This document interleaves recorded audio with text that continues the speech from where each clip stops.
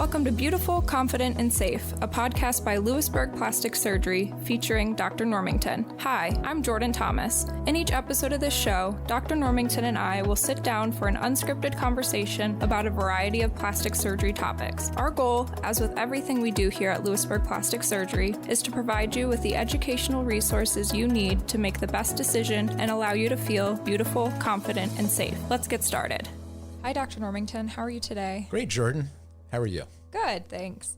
So last episode, we discussed kind of the basics of liposuction, what makes someone a good candidate for that treatment, what areas of the body that can be treated with it, the type of anesthesia, and what kind of recovery looks like for that procedure. Today, I'd like to get a little bit more in depth into the different types of liposuction that you offer. If you could just explain each type and what each kind of involve. Yeah, sure. That's good. That's a good question. So liposuction involves removing fat from below the skin. And there are different ways to do that. So probably the original and simplest process is to use a vacuum to literally vacuum away those fat cells. And that's often what the doctor will do. They'll either use a vacuum machine, not a shop vac, but a medical vacuum machine, and go in with little tubes and vacuum away that extra fatty tissue. And that works nicely. It gets great results. And for simple problems, that's what we'll typically use. And the results are fantastic with vacuum liposuction. But sometimes there are problems that require different types of liposuction. So probably the next type of liposuction that we'll typically turn to is something called power liposuction. And this is commonly used, and quite literally, it's still a little metal tube that goes in a tiny incision, but along with the vacuum, the little metal tube vibrates, and this vibratory action below the skin actually breaks up fatty tissue and allows us to remove it a bit more aggressively. So we'll commonly use this in areas where there's a lot of fatty tissue, like the tummies or the love handles where we have a good bit.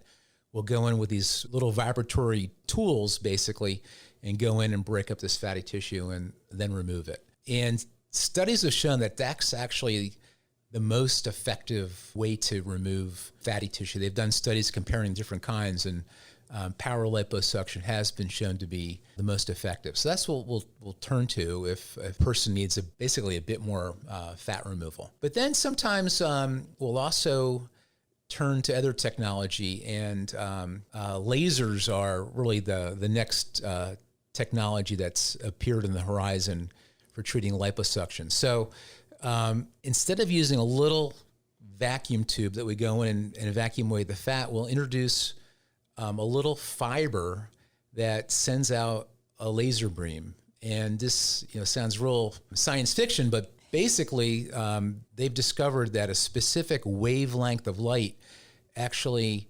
effectively bursts fat cells. So we'll introduce a little fiber optic tube that's literally the size of a stick of spaghetti, and go in and effectively melt away fatty tissue. And this is incredibly effective. We use this for areas where people have real problems, like the back is a real good area for this sort of thing, where the fat is real dense and fibrous, and sometimes it's so thick that it's hard to go in and literally vacuum it away. So we use lasers and go in and melt away this fatty tissue. So the brand name is Smart Liposuction, and they did a ton of marketing like 10 or 15 years ago where they introduced their product, and we do use it, and we think it's very effective for problem areas. Like, again, the back is kind of the classic one. The other nice thing about laser liposuction is once we introduce this laser beam, we actually then use another wavelength of light,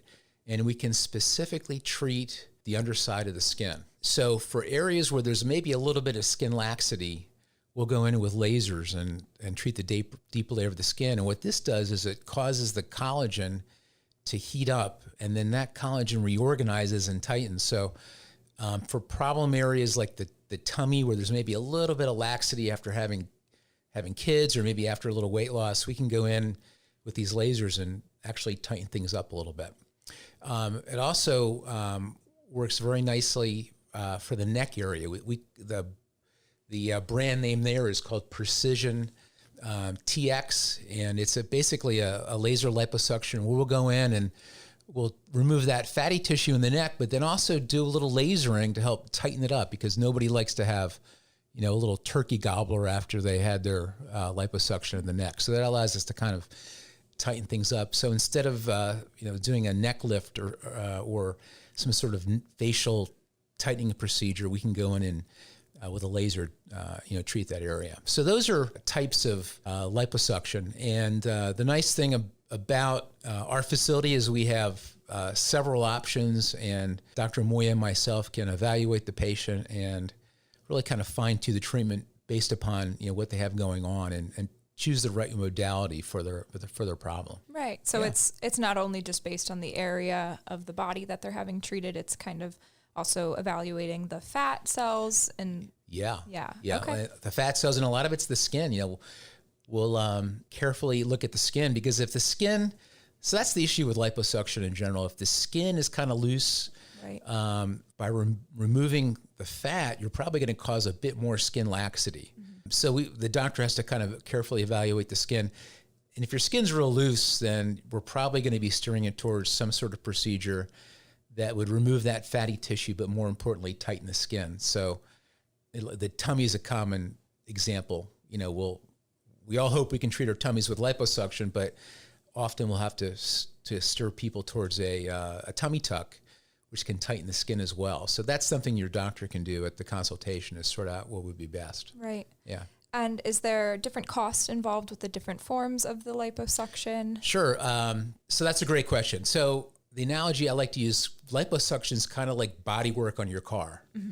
You have a little ding in your door going, the body work's probably not that much, but if you have to get a whole new front end on the car, there's a lot more body work involved. So the same sort of thing with liposuction. Treating one little area might be, a few $100s.